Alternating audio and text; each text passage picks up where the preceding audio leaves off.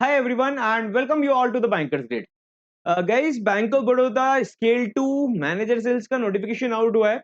227 vacancies है। Registration आज से स्टार्ट हो रहे हैं और 26th of August is the last date to apply for bank of Baroda manager sales retail liabilities. Further notifications को डिटेल में समझेंगे उससे पहले कुछ बातें दैट इज कि आप लोग अगर 3 साल का एक्सपीरियंस रखते हो है ना, 3 साल का बैंकिंग एंड फाइनेंशियल इंस्टीट्यूशंस का एक्सपीरियंस है।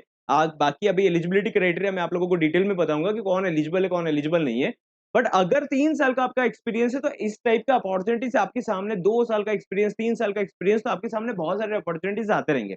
Is I keep on saying कि अपने प्रिपरेशन को हमेशा स्टार्ट रखिए और खत्म, आई मीन टू से इसको एंड मत करिए बीच में कि एक अपॉर्चुनिटी आया, प्लान ए आया, उसमें आपका नहीं हुआ तो आपने स्किप कर दिया प्रिपरेशन करना, फिर एकदम से नोटिफिकेशन आता है, फिर जागना है। That is why I keep on saying कि अभी आरआरबी का भी नोटिफिकेशन आने वाला है, एसबीआई सीबीओ का नोटिफिकेशन कंप्लीट हुआ और अभी बैंक ऑफ बड़ौदा का रिक्रूटमेंट कंप्लीट ही हुआ था। मे बी पॉसिबल कि उन्होंने प्रॉपर इसको फुलफिल नहीं करा, नया फॉर्म फिलअप करा, नया रिक्रूटमेंट करना चाहते हैं, तो उसके साथ में एलबीओ के बाद में ये नोटिफिकेशन भी आप लोगों के लिए आया है। तो 227 रिटेल लाइबिलिटीज में वैकेंसीज है। कुछ इंपॉर्टेंट बातें, आप लोगों का 6 अगस्त 2025 से रजिस्ट्रेशन स्टार्ट होगा, दैट इज आज से, और खत्म, आई मीन टू से रजिस्ट्रेशन क्लोज होगा 26 अगस्त 2025, यानी कि 20 दिन का आप लोगों के पास में टाइम है, उसमें आप लोगों को अप्लाई करना है। ट्रस्ट में this is going to be very good opportunity. You never know कि आप लोग जब प्रिपरेशन करते हो, जब आपके कलीग्स प्रिपेयर करते हैं, सिलेक्शन हो जाता है, तो हो सकता है कि आपने कम एफर्ट्स में सिलेक्शन ले लिया या ज्यादा एफर्ट्स से सिलेक्शन लिया।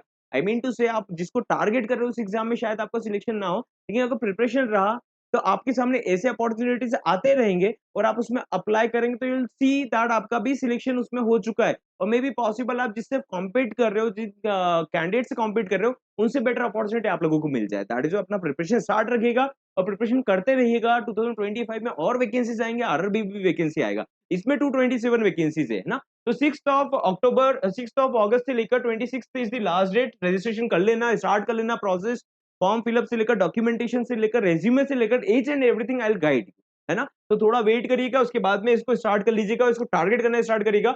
ओनली यहाँ पर कुछ और पॉइंट है, post qualification experience below 6 months in any organization can not be counted, will not be counted, है ना।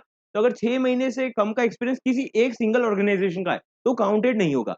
किसी ऑर्गेनाइजेशन में क्लेरिकल लेवल का एक्सपीरियंस है तो आपका काउंटेड नहीं होगा, ठीक है। एलिजिबिलिटी क्राइटेरिया और भी डिटेल में बताऊंगा, एक बार बेसिक्स को गो थ्रू करते हैं, राइट। अब यहाँ पर जो आपका क्वालिफिकेशन काउंट होता है, आई मीन टू से यहाँ पर आपका एज लिमिट जो काउंट होगा और एक्सपीरियंस जो काउंट होगा, जिस डेट को रेफरेंस लेकर काउंट करा जाएगा, वो डेट क्या है? 1 अगस्त 2025। यानी कि अगर आप आपका एज कैलकुलेशन करेंगे या एक्सपीरियंस कैलकुलेट करेंगे तो 1 अगस्त 2025 को आपको रेफरेंस में रखना है और उसके बेसिस पर अपने एक्सपीरियंस को काउंट करके आप एलिजिबल हो नहीं हो उसके अकॉर्डिंग काउंट होगा, ठीक है। तो 227 टोटल वैकेंसी आया है, बहुत अच्छा अपॉर्चुनिटी है। आई मस्ट से कि ऐसे अपॉर्चुनिटी से आपको लग रहा होगा कि आता रहता है, बट बैंक ऑफ बड़ौदा अपना रिक्रूटमेंट कंप्लीट कर लेगा, 1-2 साल शांत भी होकर बैठ सकता है। तो ऐसा मत सोचना कि वैकेंसी आ रहा है बाद में आएगा उसमें अप्लाई कर लेंगे, क्योंकि ये वैकेंसी शायद बाद में ना आए, एक बार रिक्रूटमेंट कंप्लीट हो जाए। तो इन केस आपने पिछली बार अगर आपका सिलेक्शन नहीं हुआ किसी भी रीजन की वजह से, अगर हो सकता है, मैं आपको स्कोर कार्ड भी दिखाऊंगा कैंडिडेट्स के कि आप लोगों का क्वालिफिकेशन का क्राइटेरिया क्या था, वहां पर एग्जामिनेशन में कैसे क्वालिफाई होना था, राइट। तो वो criteria personally I will tell you. और यहाँ पर मैनेजर सेल्स के इसमें अगर हम देखें तो मिनिमम 24 एज लिमिट है और 34 इज द मैक्सिमम। तो अनरिजर्व कैटेगरी में, अनरिजर्व मतलब जनरल कैटेगरी से अगर आप बिलोंग करते हो तो 34 इज द एज लिमिट। तो 34 ईयर्स तक कब तक का एज काउंट होगा? 1 अगस्त 2025 तक का आप लोगों का एज काउंटिंग रहेगा, है ना। तो यहाँ तक अगर आप 34 तक के हो तो अप्लाई कर सकते हो अनरिजर्व कैटेगरी से। ओबीसी कैटेगरी से हो तो 3 इयर्स का और एक्सटेंशन मिल जाएगा। एससी एसटी से हो तो 5 साल का एक्सटेंशन मिल जाएगा, यानी कि 5 साल का एक्सटेंशन के बाद में आप लोगों के सामने 39 would be the age limit, ठीक है। 34 प्लस 5 39, तो 39 ईयर्स तक के हो, 3 साल का एक्सपीरियंस है वैलिड आप लोगों के पास में, तो आप अप्लाई कर सकते हो। अब एक्सपीरियंस के बारे में अगर हम बात करें तो एक्सपीरियंस किस टाइप का इन्होंने रिक्वायर्ड है ना, एक्सपीरियंस क्या मांगा है, तो कौन अप्लाई कर सकता है कौन अप्लाई नहीं कर सकता। यहाँ पर कुछ वर्ड्स दिए हुए, ध्यान से समझना इसको पॉइंट को। Minimum 3 years of experience in sales in banking and financial institution, मतलब बैंक में या तो फाइनेंशियल इंस्टीट्यूशन में, कोई भी फाइनेंशियल इंस्टीट्यूशन, यानी कि एमसी भी हो सकता है, डिपॉजिट टेकिंग एनबीएफसी भी हो सकता है। तो ऐसी जगह अगर आपके एक्सपीरियंस है बैंक्स का या फिर एनबीएफसी, इस टाइप का एक्सपीरियंस है आपके पास में, तो आप अप्लाई कर सकते हो। लेकिन यहाँ पर एक वर्ड पर ध्यान देना, अटेंशन पे करना, एक्सक्लूसिवली। एक्सक्लूसिवली मतलब एक्सक्लूसिवली उनको किस में चाहिए? लायबिलिटीज प्रोडक्ट में।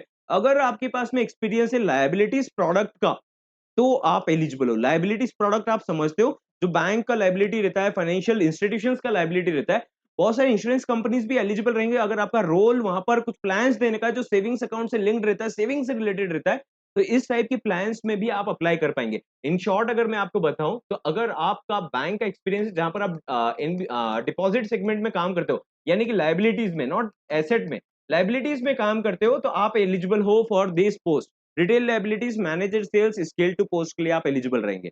एक और पॉइंट ध्यान रखने का है कि कौन सी पोस्ट वाले अप्लाई कर सकते हैं, कौन सी पोस्ट कैंडिडेट्स अप्लाई करेंगे तो भी शायद रिजेक्ट हो जाएंगे।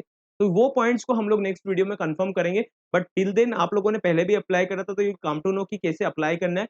बाकी डिटेल्स मैं आप लोगों को इस वीडियो के बाद में नेक्स्ट वीडियोस में पुट अप करूंगा, जो आप देखकर श्योरली आप लोग इसको अप्लाई कीजिएगा। ऐसे एग्जाम को केवल सिंगल हैंडेडली मत लीजिएगा कि केवल एक एग्जाम नहीं है, बहुत एग्जाम्स आएंगे। अगर आप टारगेट कर रहे हो तो प्रॉपर्ली टारगेट करिएगा। ऑलराइट, अगर आप बैच में एनरोल करना चाहते हो तो बैच में एनरोल करने के लिए आप व्हाट्सएप कर सकते हो, व्हाट्सएप नंबर स्क्रीन पर अवेलेबल है। जब भी आप इस वीडियो को देखेंगे, बैच में एनरोल करके आप प्रिपरेशन स्टार्ट करिएगा। एग्जामिनेशन बहुत लेट नहीं होगा, बहुत जल्दी स्मूथली हो जाएगा। जैसे ही आप लोगों का रजिस्ट्रेशन क्लोज होगा, उसके कुछ एक महीने के अंदर ही आप लोगों के एग्जामिनेशन शेड्यूल होने के चांसेस रहेंगे। दैट इज वाई टाइम को डिले मत करिएगा। ये हॉलीडेज का जो टाइम आएगा, इसको यूटिलाइज करिए अपने आप के लिए। ऑलराइट, हम लोग मिलते हैं नेक्स्ट सेशन में। Till then have a great day ahead. आप लोग इसको अप्लाई करने के लिए प्लान करिए और इसके साथ में अदर अपॉर्चुनिटीज के लिए भी टारगेट कीजिए। ऑलराइट।